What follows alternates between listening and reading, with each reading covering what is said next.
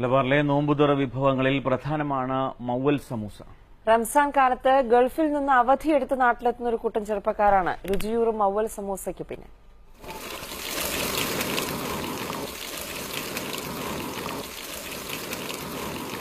ദിവസവും 25,000-ഓളം സമൂസകളാണ് കാസർഗോഡ് മൗവൽ എന്ന ചെറിയ ഗ്രാമത്തിൽ നിന്നും വടക്കൻ കേരളത്തിലെ വ്യത്യസ്ത സ്ഥലങ്ങളിൽ എത്തുന്നത്. ഗൾഫിൽ നിന്ന് എല്ലാ റംസാൻ മാസത്തിലും ലീവെടുത്ത് നാട്ടിലെത്തുന്ന ഒരു കൂട്ടം ചെറുപ്പക്കാരാണ് സമൂസ നിർമ്മാണത്തിന് പിന്നിൽ. കഴിഞ്ഞ 15 വർഷങ്ങളായി തുടരുന്ന ശീലമാണിത്. പ്രത്യേകതരം കൂട്ടുകളുമായി ഉണ്ടാക്കുന്ന സമൂസയുടെ രുചി പ്രചരിച്ചതോടെ റംസാൻ കാലത്ത് മൗവൽ സമൂസ നോമ്പുതുറ വിഭവങ്ങളിൽ പ്രധാനിയായി.